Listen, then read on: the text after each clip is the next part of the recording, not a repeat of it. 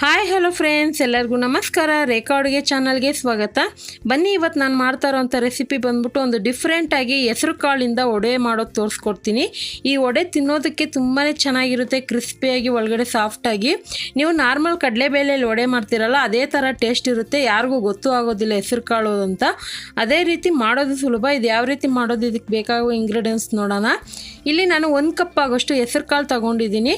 ಸುಮಾರು ಒಂದು 200 ಗ್ರಾಮ್ ಬರುತ್ತೆ. ಇದನ್ನು ನಾನು ಚೆನ್ನಾಗಿ ತೊಳೆದು ಒಂದು 4 ಅವರ್ ನೆನೆ ಹಾಕಿದ್ದೀನಿ. 4ರಿಂದ 5 ಅವರ್ ನೆನೆ ಹಾಕಲೇಬೇಕು. ಮತ್ತು ಕಡಲೆಬೇಳೆ ಒಂದು ಅರ್ಧ ಕಪ್ ಆಗೋಷ್ಟು ತೊಗೊಂಡಿದ್ದೀನಿ. ಕಡಲೆಬೇಳೆ ಬದಲು ನೀವು ಉದ್ದಿನಬೇಳೆ ಸಹ ಯೂಸ್ ಮಾಡ್ಕೊಬೋದು. ಅದನ್ನು ನಾನು ಚೆನ್ನಾಗಿ ತೊಳೆದು ಒಂದು 4 ಅವರ್ ನೆನೆ ಹಾಕಿಟ್ಟಿದ್ದೀನಿ. ಒಂದು ಈರುಳ್ಳಿನ ಕಟ್ ಮಾಡಿ ಇಟ್ಕೊಂಡಿದ್ದೀನಿ, ದೊಡ್ಡ ಸೈಜು. ಸ್ವಲ್ಪ ಕೊತ್ತಂಬರಿ ಕಟ್ ಮಾಡಿರೋದು, 3 ಒಣಗಿದ ಮೆಣಸಿನ್ಕಾಯಿ, 4 ಹಸಿರು ಮೆಣಸಿನ್ಕಾಯಿ ತೊಗೊಂಡಿದ್ದೀನಿ. 4 ಪೀಸ್ ಬೆಳ್ಳುಳ್ಳಿನೂ, ಒಂದು ಅರ್ಧ ಇಂಚು ಶುಂಠಿ, ಸ್ವಲ್ಪ ಕರ್ಬೇವಿನ ಸೊಪ್ಪು ಕಟ್ ಮಾಡಿರೋದು, 1 ಪೀಸ್ ಚಕ್ಕೆ, ಅರ್ಧ ಟೀ ಸ್ಪೂನ್ ಸೋಂಕಾಳು, 2 ಲವಂಗ ತೊಗೊಂಡಿದ್ದೀನಿ. ರುಚಿಗೆ ತಕ್ಕಷ್ಟು ಉಪ್ಪು ಮತ್ತು ಮಾಡೋದಕ್ಕೆ ಎಣ್ಣೆ. ಈಗ ಯಾವ ರೀತಿ ಮಾಡೋದಂತ ನೋಡೋಣ. ಮೊದಲಿಗೆ ಒಂದು ಮಿಕ್ಸಿ ಜಾರ್ಗೆ ಹೆಸರು ಕಾಳನ್ನ ನೆನೆಯಕ್ಕೆ ಇಟ್ಟಿದ್ನಲ್ವ, ಸುಮಾರು ಒಂದು 5 ಅವರ್ ನೆನೆ ಹಾಕಿ ಅದ್ರ ಜೊತೆಗೆ ಕಡಲೆಬೇಳೆನೂ ನೀವು ಮಿಕ್ಸಾಗಿ ನೆನೆ ಹಾಕ್ಬೋದು.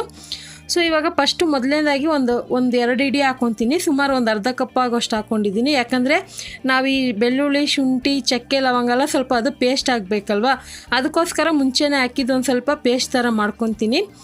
ನೀವು ಬೇಕಂದರೆ ಹಸಿಮೆಣ್ಸಿನ್ಕಾಯಿ ಜಾಗದಲ್ಲಿ ಬೇರೆ ಒಣಗಿದ ಮೆಣಸಿನ್ಕಾಯಿ ಕೂಡ ಹಾಕೊಬೋದು. ನಾನು 2 ಯೂಸ್ ಮಾಡ್ತಾಯಿದ್ದೀನಿ, ಟೇಸ್ಟ್ ಚೆನ್ನಾಗಿರುತ್ತೆ ಅಂತ. ಇದನ್ನು ಆದಷ್ಟು ನುಣ್ಣಗೆ ರುಬ್ಬಕ್ಕೆ ಹೋಗಬೇಡಿ. ವಡೆ ಯಾವ ರೀತಿ ತರ್ತರಿಯಾಗಿ ರುಬ್ತಿರೋ ಅದೇ ರೀತಿಯೇ ರುಬ್ಕೊಳ್ಳಿ. ನಿಮ್ಮ ಮನೇಲಿ ಕಡಲೆಬೇಳೆ ಇಲ್ದಿರೋ ಟೈಮಲ್ಲಿ ಕೂಡ ಸ್ವಲ್ಪ ಕಡಲೆಬೇಳೆ ಇದ್ದು ಹೆಸರು ಕಾಳು ಜಾಸ್ತಿ ಇದ್ದಾಗ ಈ ಥರ ಟ್ರೈ ಮಾಡಿ ನೋಡಿ, ತುಂಬಾ ಚೆನ್ನಾಗಿರುತ್ತೆ. ಸೊ ಇವಾಗ ಇದನ್ನು ನಾನು ತರ್ತರಿಯಾಗಿ ರುಬ್ಕೊಬರ್ತೀನಿ. ಇದಕ್ಕೆ ನೀರೇನು ಹಾಕೋಕ್ಕೆ ಹೋಗಬೇಡಿ, ಯಾಕಂದರೆ ಹೆಸರು ಕಾಳಿನಲ್ಲಿ ನೀರಿನ ಅಂಶ ಜಾಸ್ತಿ ಇರುತ್ತೆ. ನೋಡ್ತಾ ಇರ್ಬೋದು ಯಾವ ರೀತಿ ಉಂಡೆ ಕಟ್ಟಿದ್ರೆ ಈಸಿಯಾಗಿ ಬರುತ್ತೆ ಅಂತ. ಈಗ ಇದಕ್ಕೆ ಉಪ್ಪು ಮತ್ತು ಕೊತ್ತಂಬರಿ, ಈರುಳ್ಳೆಲ್ಲ ಕಟ್ ಮಾಡಿಟ್ಟಿದ್ನಲ್ವ, ಅದನ್ನೆಲ್ಲ ಮಿಕ್ಸ್ ಮಾಡ್ಕೋಬೇಕಾಗುತ್ತೆ. ಇವಾಗ ಇದನ್ನು ಒಂದು ಬೌಲ್ಗೆ ಹಾಕ್ಕೊಂಡಿದ್ಮೇಲೆ ಇದಕ್ಕೆ ಒಂದು ಟೀ ಸ್ಪೂನ್ ಆಗೋಷ್ಟು ಉಪ್ಪು ಹಾಕ್ಕೊತಾ ಇದ್ದೀನಿ. ಉಪ್ಪು ಖಾರ ಚೆಕ್ ಮಾಡ್ಕೊಳ್ಳಿ. ನಿಮ್ಮ ಖಾರ ಕಡಿಮೆ ಅನಿಸಿದ್ರೆ ಇಲ್ಲಿ ಹಸಿಮೆಣ್ಸಿನ್ಕಾಯಿನ ಕಟ್ ಮಾಡಿ ಹಾಕೊಬೋದು. ಇದಕ್ಕೆ ಈರುಳ್ಳಿ ಜಾಸ್ತಿ ಹಾಕೋಕ್ಕೆ ಹೋಗಬೇಡಿ, ನಿಮ್ಗೆ ಇಷ್ಟ ಇದ್ದರೆ ಮಾತ್ರ ಹಾಕ್ಕೊಳ್ಳಿ. ಜಾಸ್ತಿ ಈರುಳ್ಳಿ ಹಾಕಿದ್ರೆ ನೀರಿನ ಅಂಶ ಬಿಟ್ಕೊಳ್ಳುತ್ತೆ. ಮತ್ತು ಇದನ್ನು ನೀವು ರುಬ್ಬಿಟ್ಬಿಟ್ಟು ಮಧ್ಯಾಹ್ನಕ್ಕೆ ಅಥವಾ ಸಂಜೆಗೆ ಟೀ ಟೈಮ್ಗೆ ಮಾಡ್ಕೋಬೇಕಂದ್ರೂ ಈ ಫ್ರಿಜ್ಜಲ್ಲಿ ಇಟ್ಕೊಂಡು ನೀವು ಬೆಳಗ್ಗೆ ಕೂಡ ಮಾಡ್ಕೊಬೋದು ಈಸಿಯಾಗಿ. ರಾತ್ರಿ ರುಬ್ಬಿಟ್ಟು ಬೆಳಗ್ಗೆ ಕೂಡ ಮಾಡ್ಕೊಬೋದು. ಆದರೆ ಅವಾಗೇ ಮಾಡಿದ್ರೆ ನಿಮಗೆ ಆ ಫ್ರೆಶ್ನೆಸ್ಸು ತುಂಬಾ ಚೆನ್ನಾಗಿರುತ್ತೆ. ಈಗ ಇದೆಲ್ಲ ಚೆನ್ನಾಗಿ ಮಿಕ್ಸ್ ಮಾಡಿದ ಮೇಲೆ ಈ ಸೈಜ್ಗೆ ಉಂಡೆ ಮಾಡಿ ಇಟ್ಕೊಂಡಿದ್ದೀನಿ. ಒಂದು ಬೌಲಲ್ಲಿ ನೀರು ಹಾಕಿ ಇಟ್ಕೊಂಡಿದ್ದೀನಿ. ಅದು ಬೇರೆ ಏನು ನೀರಲ್ಲ, ಹೆಸರು ಕಾಳು ನೆನೆ ಹಾಕಿದ್ನಲ್ಲೋ ಅದೇ ನೀರು. ಮತ್ತು ಕಲರ್ ಇದೆ ಅಂತ ಮಿಸ್ಟೇಕ್ ಮಾಡ್ಕೋಬೇಡಿ. ಈಗ ವಡೆನ ನಾನು ಯಾವ ರೀತಿ ತಟ್ಟಿ ತೋರಿಸ್ತಾ ಇದ್ದೀನೋ ಆ ಥರ ಫಾಲೋ ಮಾಡಿದ್ರೆ ನಿಮಗೂ ವಡೆ ಶೇಪ್ ಬರುತ್ತೆ. ಅದೇ ಟೈಮ್ಗೆ ಎಣ್ಣೆ ಕಾಯಕ್ಕೆ ಇಟ್ಕೊಂಡಿದೆ. ಎಣ್ಣೆ ಚೆನ್ನಾಗಿ ಕಾದಿರಬೇಕು, ಆದರೆ ಮೀಡಿಯಮ್ ಹೀಟ್ ಇಟ್ಕೊಂಡು ಬೇಯಿಸ್ಕೊಳ್ಳಿ. ಐ ಫ್ಲೇಮಲ್ಲಿ ಇಟ್ಕೊಂಡ್ರೆ ಏನಾಗುತ್ತೆ ಅಂದರೆ ಬೇಗನೆ ಮೇಲೆ ಕಲರ್ ಬಂದಿರುತ್ತೆ, ಒಳಗಡೆ ಬೆಂದಿರಲ್ಲ.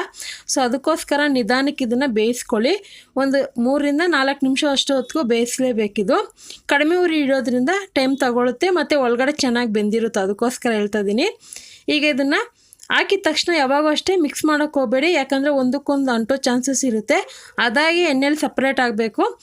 ನೋಡಿ, ಈ ಥರ ಸ್ವಲ್ಪ ಸಪ್ರೇಟ್ ಆದಮೇಲೆ ಕೈ ಆಡಿಸಿ ಸಾಕು. ಈಗ ಇದನ್ನು ಒಂದು ಸರಿ ಮಿಕ್ಸ್ ಮಾಡ್ಕೊಂಡಿದ್ದೀನಲ್ವ, 2 ಕಡೆನೂ ಚೆನ್ನಾಗಿ ಫ್ರೈ ಮಾಡ್ಕೊಳ್ಳಿ. ಆವಾಗ ಒಳ್ಳೆ ಕಲರು ಬರುತ್ತೆ, ಟೇಸ್ಟ್ ಕೂಡ ಚೆನ್ನಾಗಿರುತ್ತೆ. ನಿಮಗೆ ಚಕ್ಕೆ, ಲವಂಗ, ಸೋಂಕಾಳು ಆ ಥರ ಮಸಾಲೆ ಬೇಡ ಅನ್ನೋದಾದರೆ ನೀವು ಡೈರೆಕ್ಟಾಗಿ ಗರಂ ಮಸಾಲ ಪೌಡರ್ ಕೂಡ ಹಾಕೋಬೋದು. ಅದು ಒಂದು ಡಿಫ್ರೆಂಟ್ ಟೇಸ್ಟ್ ಇರುತ್ತೆ. ಈಗ ಇದನ್ನು ಚೆನ್ನಾಗಿ ಫ್ರೈ ಮಾಡ್ಕೊತಾ ಇದ್ದೀನಿ. ನೀವು ಇಷ್ಟಪಡೋದಾದರೆ ಇದ್ರ ಜೊತೆಗೆ ಸಬ್ಸಿಗೆ ಸೊಪ್ಪು ಕೂಡ ಹಾಕ್ಕೊಬೋದು, ಟೇಸ್ಟ್ ಡಿಫ್ರೆಂಟಾಗಿ ಚೆನ್ನಾಗಿರುತ್ತೆ. ನೋಡಿ, ಇವಾಗ ವಡೆ ರೆಡಿಯಾಗಿದೆ, ಒಳ್ಳೆ ಕಲರು ಬಂದಿದೆ. ಜಾಸ್ತಿ ಡಾರ್ಕ್ ಕಲರ್ ಮಾಡೋಕ್ಕೆ ಹೋಗಬೇಡಿ, ಸೀದೋಗಿರೋ ಥರ ಫ್ಲೇವರ್ ಬಂದ್ಬಿಡುತ್ತೆ. ಸೊ ಇವಾಗ ಇದನ್ನು ಒಂದು ಟಿಶ್ಯೂ ಪೇಪರ್ ಮೇಲೆ ಹಾಕ್ಕೊತಾ ಇದ್ದೀನಿ. ಆಯಿಲೆಲ್ಲ ಅಬ್ಸರ್ವ್ ಮಾಡ್ಕೊಳ್ಳುತ್ತೆ ಅದು. ಉಳಿದಿರೋದು ಇದೇ ರೀತಿ ಮಾಡ್ಕೊತೀನಿ.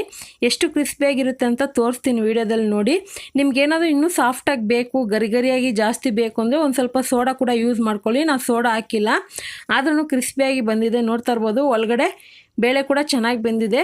ಇದನ್ನು ನೀವು ಹಾಗೆ ಊಟದ ಜೊತೆ ನೆಂಚ್ಕೊಂಡು ತಿನ್ಬೋದು, ಅಥವಾ ಟೀ ಕಾಫಿ ಜೊತೆಗೆ ಸೈಡ್ ಡಿಶ್ ಆಗಿ ತಿನ್ಬೋದು. ಇದ್ರ ಜೊತೆಗೆ ಕಾಯಿ ಚಟ್ನಿ ಕೂಡ ಕಾಂಬಿನೇಷನ್ ಸಖತ್ತಾಗಿರುತ್ತೆ. ಖಂಡಿತ ಇವತ್ತು ತೋರಿಸಿರುವಂಥ ಹೆಸರು ಕಾಳು ವಡೆ ರೆಸಿಪಿ ನಿಮಗೆಲ್ಲ ಇಷ್ಟ ಇದ್ದರೆ ನೀವು ಸಹ ಇದೇ ರೀತಿ ಮನೇಲಿ ಟ್ರೈ ಮಾಡಿ ನೋಡಿ. ನಿಮಗೂ ಯಾವ ರೀತಿ ಬಂತು ಅಂತ ಕಮೆಂಟ್ ಮಾಡಿ. ಈ ರೆಸಿಪಿ ಇಷ್ಟ ಆದರೆ ಈಗಲೇ ಲೈಕ್ ಮಾಡಿ, ನಿಮ್ಮ ಫ್ಯಾಮಿಲಿ ಫ್ರೆಂಡ್ಸ್ಗೂ ಶೇರ್ ಮಾಡಿ. ಮತ್ತಷ್ಟು ಈಸಿ ರೆಸಿಪಿಗೋಸ್ಕರ ರೇಖಾ ಅಡುಗೆ ಚಾನಲ್ನ ಸಬ್ಸ್ಕ್ರೈಬ್ ಮಾಡ್ಕೊಳ್ಳಿ. ಎಲ್ಲ ನೋಟಿಫಿಕೇಷನ್ಗೋಸ್ಕರ ಬೆಲ್ಲೈಕನ್ ಕೂಡ ಕ್ಲಿಕ್ ಮಾಡ್ಕೊಳ್ಳಿ. ಈ ವಿಡಿಯೋ ನೋಡಿದ್ದಕ್ಕಾಗಿ ಎಲ್ಲರಿಗೂ ಧನ್ಯವಾದಗಳು. ಟೇಕ್ ಕೇರ್, ಬಾಯ್.